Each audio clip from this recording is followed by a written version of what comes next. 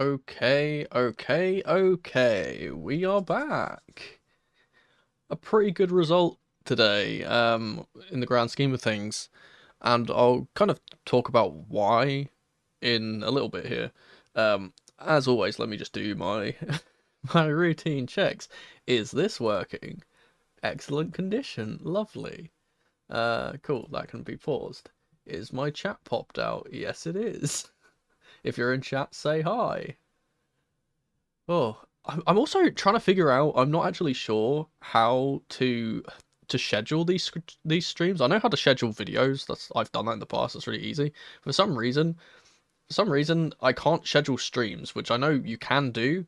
I don't know if it has to be like a certain time before you do it or whatever, but I'd like to schedule these streams before I go live, so then you guys can kind of know that the stream's gonna go live. Welcome in. Um, it's a weird result, isn't it? It's always a weird feeling when you get a draw, especially against a draw in a game against a very good team, and not only a very good team, but a team that, despite being very good, are very beatable.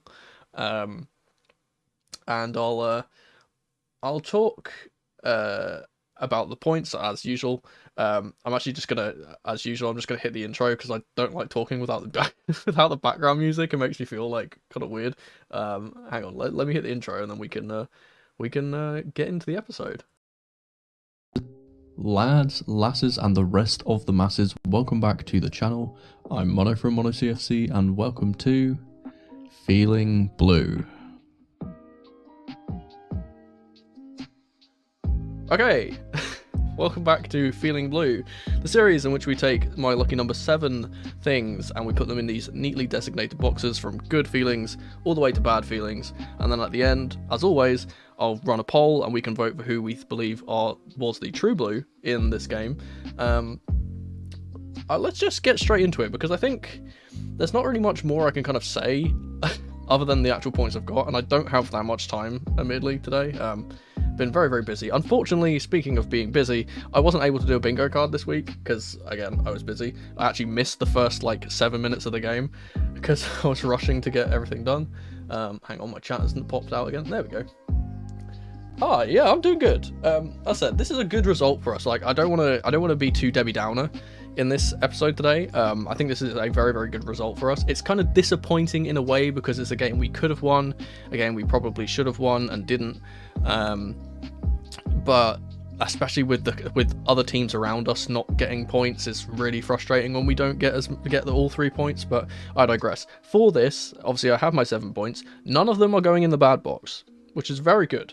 I'll start with the first good, and everyone knows who's going to be the first player in this box. It's going to be Raheem Sterling. Even though I don't believe that he had a particularly great game overall, obviously, he got the first goal, and whenever you get a goal contribution, and especially goals, you're always going to go in the good box in my book. I think that he's so polarizing because he's the most inconsistent footballer I think I've ever watched in my entire life of watching football. Because sometimes he's absolutely superb, sometimes he's absolutely terrible. But luckily today we had the Raheem Sterling that is motivated against his old club, and he cuts inside, completely turns Kyle Walker inside out, and scores. He could have had more than this goal, in truth. He could have, as I said, he just seems to have that knack to always get into good positions, but then never utilize them correctly. But as I said, I'm going to try and be positive. I think Raheem had a good game considering the fact that he scored, and without his goal, we do not get the point here, so he has to go in here. Likewise, I'll be putting. I have a lot of goods, so I'm going to kind of do a few of these in a row. So likewise, I'm going to actually put the player who provided this goal and was absolutely superb throughout the majority of the game, and his involvement in the first goal in particular was just so skillful, and that's Nicholas Jackson. Again, a bit of a polarizing performance from him today, because he obviously he gets the assist for this goal. He was fantastic in the build-up, but he just feels like sometimes he doesn't feel he's a great footballer, but he's not a great striker, if that makes sense. I don't know if that makes sense.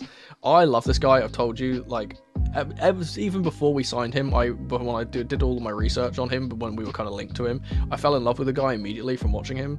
But all the time in what I watched of him playing in La Liga, he always came off the left-hand side. Him playing down the centre isn't particularly his strong point, even though his hold-up play is really, really good. We've even seen this when he moved over to the left wing later in the game when Nkunku came on, that he just looks so much better out there. Obviously, we have a lot of left wingers at the club, and that kind of means that he can't really play there. Or more so, we have a lot of right-footed players that like to play off the left side. But yeah, I think he had a really, really good game, and he seems to turn up in these big games. And you know what's the thing which I'm actually really impressed with him by, and this is going to sound really funny, is that I'm really impressed he didn't get carded. This might be the first game in a while that Jackson has not got carded, which is crazy considering this was a really important game for him to not get yellow carded, because he wouldn't have been able to play in the cup if he did. Obviously our next game, I believe it's our immediate next game, it's on Sunday, is our Carabao Cup final against Liverpool, which will be a really good, I think that's going to be a really good game. And I think now with the extra injuries that they are getting, and also the fact that this performance was so good, I feel like if we play the exact same way that we played today against Liverpool, we will beat Liverpool.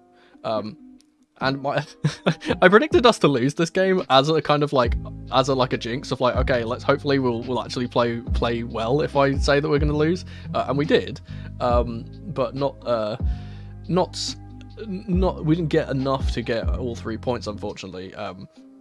I was actually someone's just mentioned Thiago Silva, and I'm going to get onto that because that is one of the points I have. Let's move into a medium for once, and again, this is a bit of a harsh medium, and I'm going to put him kind of close to good, but like in the medium box, and that's for Caicedo, just because he was excellent, but he was so lucky to stay on the pitch. So lucky to stay on the pitch. He was fouling people left, right, and centre, and I genuinely do not know how he got away with staying on the pitch. Again, very lucky for us, because if he got another card, he wouldn't have been able to play in the cup. And he has this same kind of quality that N'Golo Kanté had when we had N'Golo Kanté, where every time he gets yellow carded, he turns into like the best defensive midfielder in the league.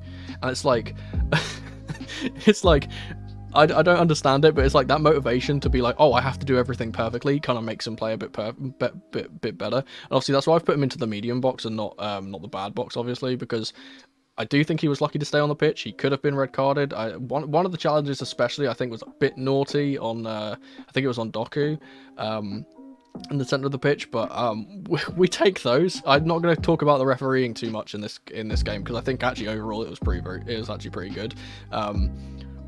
The fake penalty calls. The only thing that I would say that the referee kind of got wrong in this game, apart from obviously Caicedo possibly going off, is the fact that he didn't book Kyle Walker for a really blatant dive and then really theatrical reaction to not getting the penalty, which I think he should have been carded for that, but I digress. That's not really a big issue. But yeah, I think I will actually just put him here because that's going to annoy me. I think that Caicedo had a good game overall, but he just really needs to be careful with those challenges, because if he does the same thing against Liverpool, you know how the referees favour Liverpool in this league, and we know the fairy tale story that they're trying to write with Liverpool winning trophies and winning the league with the Klopp's first, last season at the club. So we have to be careful with those types of challenges, because he's not going to get as lucky as he got in this game, in that game. Let's move back into another good here, and I'm going to be giving it to Cole Palmer, and not because he was particularly... this is more of a result of us playing worse when he wasn't on the pitch. That's kind of pushed me to put him in good. I think when he was on the pitch, obviously, he was influencing things off that right-hand side, being able to come inside and dictate play that way, especially when the ball gets speared into him in those kind of central areas. I think he was really, really good, and he was influential for us actually playing out from the press and kind of getting forward and getting counter-attacks. And obviously this game was a big game of attack versus defence. And obviously when we are the defending team, you need to have that creative spark to get you out of those situations. And I think Cole was that spark in this game. Unfortunate for him that he didn't get a goal contribution like he so often does, but we severely missed him when he was taken off. This is what I think, which is funny, is because he is he's like your stereotypical like central attacking midfielder, as people would call him, but he doesn't play well in the centre. He plays so much better off the right hand side, and I think it's mainly because people don't expect him to get into the central areas when he's playing out wide, and then when he's in those central areas, obviously he's so silky on the ball. I saw a funny quote. I saw a funny quote on Twitter the other day, which was saying, it was talking about when Pochettino first introduced to Parma, and they said he's from Manchester, but he plays like he's an Argentinian or a Brazilian, and that's exactly how I feel about him. Is he doesn't play like he's an English player, which just sounds really silly, because like obviously English players can play in multiple different ways, but he doesn't feel like an English player. He's so silky on the ball. His passing is obviously superb. Finishing can be less than desirable at times, but obviously he's so young as well. To play as maturely as he does, I think is stupendous. And obviously playing very well against your former club is good. And obviously it's a testament to how good he played, because when he came off, he was harassed by boos from the home crowd, which is good to see. I always love seeing that. I always love seeing former players play well against their former teams and then getting booed off the pitch, because it's like, well, they've done well. But yeah, I think he had a really, really good game here, and hopefully he continues to do that in the future. And obviously at the moment he's currently our player of the season in my mind anyway. Let's move on to another good, and this is actually going to be for another... I'm saving who I personally think was player of the match for the last point, and I genuinely think most people would kind of vote him for the True Blue, which is why I'm leaving it to Lars. I'm going to put in another midfield player here, and that's Conor Gallagher. I think he absolutely locked up Rodri in this game and did not give him any space whatsoever to dictate play like he usually does. I think he was really, really good at pressing from the front, and that's basically what he's really been really good at this whole season. The only thing that I kind of felt bad for him for, in a way, is the fact that he was having to be that kind of lone attacking midfield player at times, because of how defensively he played in this game. He was a bit isolated and he was just running around like crazy, and he must have been shattered by the end of the game.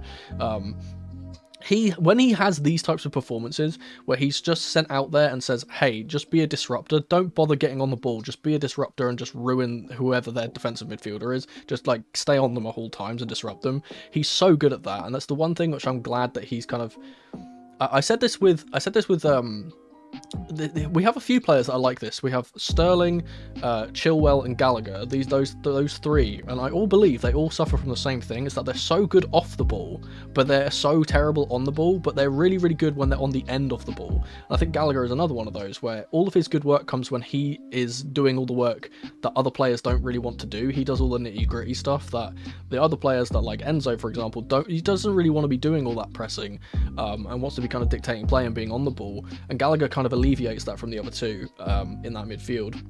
Especially when we play this kind of 4-4-2 defensive system, I think he works so well because he's so intensely pressing, and he will go up with the striker to press players and try and disrupt them. And obviously we saw actually a few times in this game that Ederson, like we had in the previous fixture, he was a bit shaky sometimes when playing out from the back, which is so unlike him because of the intense press from Gallagher and Jackson, and it just kind of goes to show how good those two are at that high press. And not only that, but obviously just putting his body on the line as well. Obviously this will be what I'm kind of going to transition into for the last good point, was mainly for our defensive actions, but I will go into the final medium for now, and this is the final point that's going to go in here, and it's going to go for Pochettino, and this is going to be so far over to this side because he almost got this absolutely perfectly, and I am objective, I always give him credit when credit is due. He got the first 65 minutes of this game perfect tactically, absolutely perfect. But he's done the same thing, which he always seems to do, and I've spoken about in previous videos. I can't remember what, but there was a specific video where I spoke about this at length, where I said that he always does this, he has this issue of, he fears that he's going to concede late, or we're going to concede late, so he tries to make us more defensive, when that kind of does the opposite of what he wants us to do, and instead of making us more solid, it invites more pressure, it invites their defensive players to get further up the pitch, whereas when you have, for example, Jackson and Sterling, those types of players on the counter-attack, it makes the defenders of the team that's attacking a bit more wary. They can't step up as much because they have to leave that space just in case the counter-attack happens. I feel like if he would have put on Mudryk or Madueke instead of bringing on Chalobah, I think we probably could have nicked this game. And I mean, I understand and I respect what he's trying to do here, because he knows that 1-0 lead against Man City is something that you really need to treasure, because you don't get those very often, especially in Man City that has just won 11 games in a row and we're on a 14-game unbeaten streak. And I understand, and I don't discredit him for trying to be more defensively solid, and it was good in truth. It was good to see Chalobah get on the pitch again. Obviously another common product that's been successful at Chelsea in the past.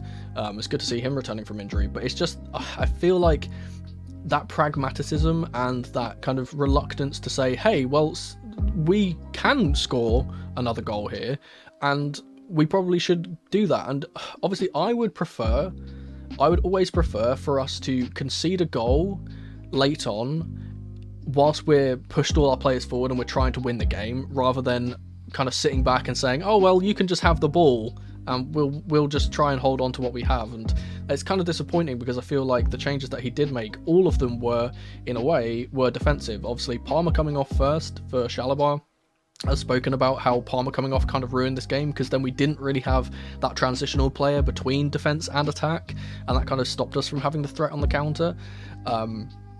Obviously, so Chalobah coming on, we moved into a back five, and though our defence was really, really good, it just felt like we definitely could have won this game if we were a bit more up for it and a bit less scared. I feel like that's kind of how we play nowadays, and it's kind of telling that this doesn't work, because they had the graphic up on Sky Sports. They had the graphic up. Out of all teams in the league, we have conceded the most goals. The third most goals, rather, from the 80th to the 90th minute. We always concede late goals, and it's because of this fear that we have at the late stages of the games that we're going to concede. And I feel like if we just kept on playing the same way, obviously just increased the energy with different substitutions, with like-for-like subs, I feel like we would have won this game. Because I think that's the thing, is that threat of us going in behind and getting players like Jackson and Sterling on the ball, getting Nkunku on the ball, getting, for example, if Mudryk played, the one thing that Mudryk is good at is his pace. It's the one thing that he actually has, the one attribute he has. And we saw in the latter stages of the game that Walker from that right centre-back spot was able to get up the pitch, and he was busting along to get up the pitch. We saw Ake getting into the final third and swinging in crosses, and those two players weren't doing that when we had more players in offensive positions, because they have to stay back. They can't commit forward because they know that the threat of the counter is there, and obviously when they concede a goal from a counter attack like they did, it makes them more wary and they don't have as much offensive pressure because they're too worried about being defensive. And as I said, that's the only thing which I discredit Poch for in this game, because I think the first 65 minutes of this game was absolutely stupendous, and I do not discredit him for that. And I love the way that he sets up in this 4-4-2, and it's what I said in in my match previews. I think this 4-4-2 suits us when we play these types of teams, where we know we're going to concede a lot of the ball and they're going to have a lot of possession. We can hit them on the counter. It's when he plays this style against lesser teams where it doesn't really work as much, because we don't have the bodies forward and we have too many men back. But apart from that, I think, again, the game plan was excellent. So I've put him in the medium, but it's a very high medium, like Caicedo. It's not on this side. And I think this is a very positive performance. And I think the only reason it is a positive performance is because of one thing, and it's the final thing that's going in the good box, and that's the defense. I'm going to say the defense as a whole, because I think every single one of those defenders put in an absolute shift, but I will be highlighting one player in particular, and it's a man that I've put my stocks in since the beginning of the season, and that's Axel Disasi. And I think he played more like Axel Disai in this game, because he was everywhere, absolutely everywhere. A defensive masterclass from him. I had some stats. I think he had 16 clearances in this game.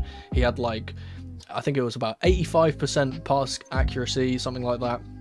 Loads of completed long balls, and it's not just his defending, it's not just the passion that he shows whenever he does do defensive actions, but it's the fact that he's actually very underrated as a technical player. I think because of his frame and his stature, people kind of think that he's a bit of a Kurt Zuma type centre-back, when he's not that at all. I think he is very, very technically good, and he actually was one of the reasons that we found it quite easy to play on this counter-attacking style, is because his passing into those midfield areas is really, really good, and he kind of catches people off guard with how good those passes are. And as I said, it's just great seeing a defender that just puts his body on the line for every single thing, every single game. And it's, speaking of the entire defence, and going back to this point that someone said in the chat about Thiago Silva, it's very, very interesting how the last few games where we haven't played Thiago Silva in the team, the balance of the defence has looked much, much better. And partly is because we're allowed to step up a little bit more, because we have the pace to defend the high balls. But I just feel like, I don't know what it is, I just feel like we have better balance whenever we have Levi in the team. I do want to give a little shout out to Ben Chilwell as well. I think he was much improved in this game. He had to contend with not only De Bruyne and Foden on that side, not only Walker steaming down that right hand side late on in the game, but also he was the target for Haaland for most of the game. So I can't believe he actually managed to get away with having a good defensive performance, considering how I kind of theorised that he was going to get terrorised in this game. I think he played really well. Obviously, Malo Gusto was superb as always, and he kind of locked up Doku. And I feel so bad for Doku, because he is such a good player. But he has, every single time he's played Chelsea, our strongest place in our team has always been our right back. Whether that's Reece James playing there or Gusto, he's always just been like, well, what do? I can't get past anyone. I felt so bad for him, because he's clearly a really good player, but he just got no change out of either of those two right backs in the two games. And as I said, Levi Colwill also really, really good, not only with his passing out as usual. We know how good he is at passing out, but the fact that he was again putting his body on the line. Even Chalobah, when he came on, I thought was really, really good at putting his body on the line. He got very unfortunate for the deflection late on from Rodri. Let's talk about that, shall we, by the way? Why is it every time we face Man City that Rodri gets a deflected goal against us? He seems to have just some weird knack of always blasting the ball perfectly that is going to deflect off someone and go in. It just seems to happen all the time. And I think, but yeah, I think our defence, kind of a testament to our defence, is that I think they had over 20 shots in this game. They only scored once. And I do think that is partly down to Haaland having a bit of a disaster class. He had about 3 to 4 sitters that he completely missed, which is really unlike him. I don't think he's ever really had that much of a good game against us. Maybe the reverse fixture, I guess. You could say he scored 2, but admittedly one was a penalty that wasn't a penalty, and the other one was a bit of a fumble. So can't really say that. But I think, like, again, yeah, our defence is really, really good. And if we play this same way, I mentioned this earlier, but if we play this same way against Liverpool in the Cup, I genuinely believe we can win that game now, which was not a belief that I kind of had until this game. And I think if Pochettino keeps doing this, as long as he can fix that in-game management that I keep complaining about, if he can keep setting our team up from the start of games like this, he's really going to turn around a lot of heads that are kind of against him, mine included, because this is the type of thing that I like seeing from Chelsea, is when he sets us up well from the start and it gives us that platform to spring off of, and we can see clear attacking patterns, and we can see players are playing in the right position and everything working smoothly and us looking like a team, and not only a team that's good at playing football, but a team that's united together. That's the type of football I like seeing from Pochettino, and that's the reason why I had so much faith in him in the start of the season, is because I thought that that's what he could bring. And as I said, hopefully when we go to Wembley to face Liverpool, we can see that same thing. I do want to just check. Am I being stupid? Is that our next game? I think that is our next game, right? I don't want to get things mixed up. Our next game was supposed to be Tottenham, but it got postponed. So yeah, our next game is on Sunday, the 25th of February, and it will be that cup final. This Sunday. So I've got just over a week now between now and that game. So I probably will do a tactical breakdown if I can get one in. I couldn't get one in last time, which is really unfortunate. I didn't have the time with the 14th, Valentine's Day and stuff like that. I didn't really have a lot of time to myself. But yeah, I'll try and get a tactical breakdown out for this game. It's actually quite similar to the tactical breakdown that I did on this game before, because we set up in a very similar way. So it'll be good to kind of delve into that and talk about some other things which I didn't really get to mention in that preview, that breakdown, which I will mention in this one. But yeah, I'll do that, and then obviously the preview for the Liverpool game will be out on the Saturday or Sunday morning. Probably the Saturday. I'll try and get that out before, so it has a kind of a day to kind of settle in. But yeah. Thanks for hanging out, everyone. This was just a quick one, because I said I don't have too much time, but I felt like I got the majority of the points that I wanted to say out. If I don't, I'll probably be replying to comments and stuff. If anyone brings up any other players that I kind of forgot to mention. But yeah, thanks for hanging out, guys. I'll be hitting the outro after we do our poll. So let's quickly do that. Where is my poll? They've moved it onto the other side. Let's start a poll. So this is going to be for our True Blue for this match. I'm gonna put just every single player that's in the good box here, if I can. I think I might only be able to do 4 options. Yeah, I can only do 4 options.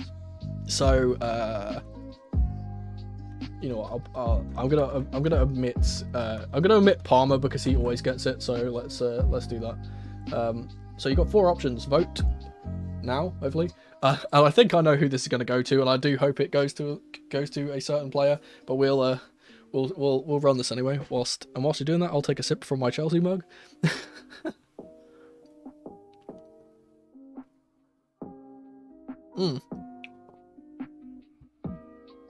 It's annoying because I didn't mention Gusto separately, and I kind of included him in that defense part. I didn't actually put him on the poll because I just put the individual players. Now thinking about it, I probably should have put Gusto over Palmer. But yeah, I think it's pretty obvious who we're actually going to be voting for here, and it is currently at the moment an absolute landslide for Axel Disasi. I'll give it a couple more minutes though. That's the thing. I always try and jinx it. I'm telling you now. Even though I think we have a really good chance against Liverpool, I'm going to, in that preview, I'm going to say that we're going to lose to Liverpool just to see what happens. But yeah, that seems very concise. That Axel Disasi is who you guys have voted for the True Blue, and if my thing would stop lagging, I'll put him up here. There we go. I think that's pretty good.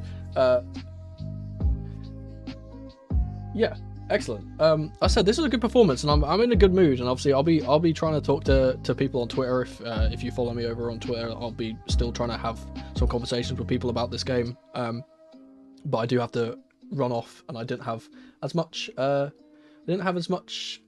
time today, which is unfortunate. But yeah, so tactical breakdown will be done in midweek, and then the preview for Liverpool will be on the Saturday, hopefully. Thanks for hanging out, guys. I will just hit the outro now. Everyone have a good night, or a good morning, or a good afternoon, wherever you are in the world. It's a good night for me, and yeah, I'll talk to you guys soon whenever I get the opportunity to. So let me hit the outro, and yeah, thanks for hanging out. But that was just my Feeling Blue match review for this week. Thank you ever so much for watching. Let me know your thoughts on this match in the comment section below, and if you'd be so kind, subscribe to the channel and leave the video a like if you enjoyed. Don't forget to tap the notification bell so you never miss a video from me, or check out some of the other videos on the channel on screen right now. I've been Mono from Mono CFC, and remember, in the rain or in the dry, keep that blue flag flying high. Come on, you Blues.